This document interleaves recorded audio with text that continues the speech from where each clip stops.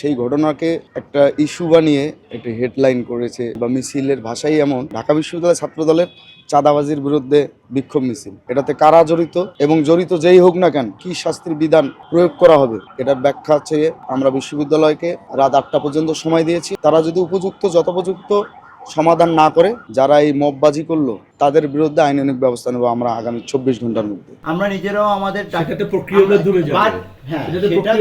আমরা কিন্তু এটাই জানতে এসেছি যে এটা কোন প্রক্রিয়ায় কারা, হঠাৎ করে মন চাইলো আমরা জানতে পেরেছি যে কিছু ডাকসুর প্রতিনিধি তাদের পছন্দের বাইরে কোনো দোকান থাকতে পারে না।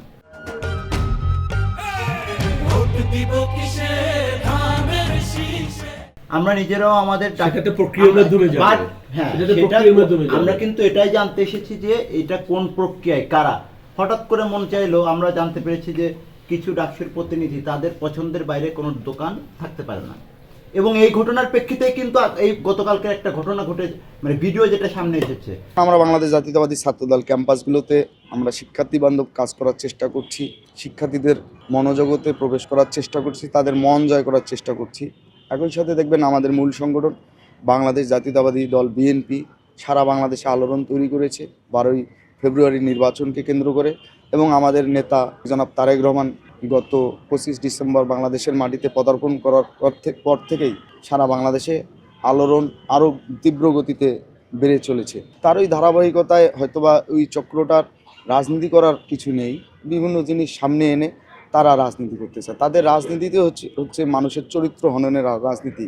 তবে আমি আসলে তাদের সম্পর্কে বিশেষ কিছু বলতে চাই না। আমি ইতিমধ্যেই একটু আগে একটি সংবাদ সম্মেলনে বলেছি যে কোন বিষয়ে আমি কিভাবে কথা বলবো, এটার জন্য যেমন পারিবারিক শিক্ষাটা খুবই জরুরি, একই সাথে একাডেমিক শিক্ষা আর আপনার সামাজিক সার্কেল, পলিটিক্যাল সার্কেল এবং আপনার বন্ধুবান্ধবের সার্কেলটা কেমন, কার সাথে আপনার ওঠাপড়া, সামগ্রিক বিষয়গুলোর উপর কিন্তু নির্ভর করে।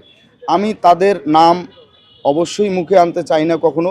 আমি মহান সৃষ্টিকর্তার সৃষ্টিকে কখনো তুচ্ছ তাচ্ছিল্য করে কথা বলতে চাই না, কিন্তু আজকের এই ঘটনার প্রেক্ষাপটে আমি এটি বলতে বাধ্য হচ্ছি।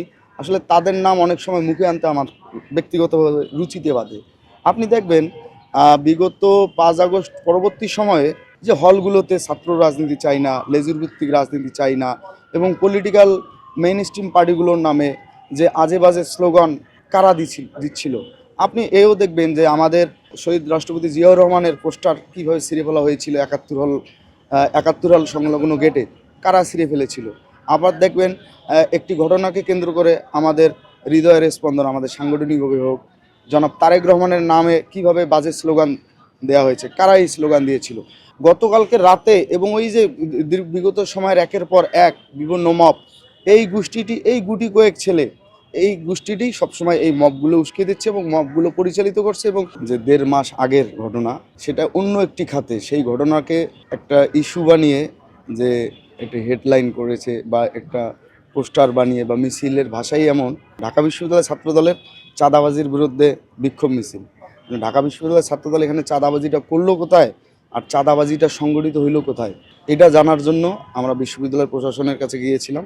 মাননীয় প্রক্টর মহোদয়ের কাছে আমরা কথা বলেছি, আমরা একটা আবেদনপত্র দিয়েছি যে আগামী আজকে রাত 8টার মধ্যে কি ঘটেছে, কেন ঘটেছে, এটাতে কারা জড়িত এবং জড়িত যেই হোক না কেন তার জন্য কি শাস্তির বিধান বিশ্ববিদ্যালয়ে আছে এবং কি শাস্তির বিধান প্রয়োগ করা হবে এটার ব্যাখ্যা চেয়ে এবং এটার যথোপযুক্ত ব্যবস্থাপন চেয়ে আমরা বিশ্ববিদ্যালয়কে রাত 8টা পর্যন্ত সময় দিয়েছি, এবং একই সাথে তারা যদি যথোপযুক্ত সমাধান না করে আমরা আগামী 24 ঘন্টার মধ্যে আমরা গতকালকে আমাদের নামকে ব্যবহার করে, আমাদের নামকে জড়িয়ে যারা এই মববাজি করলো তাদের বিরুদ্ধে আইনানুগ ব্যবস্থা নেব আমরা আগামী 24 ঘন্টার মধ্যে।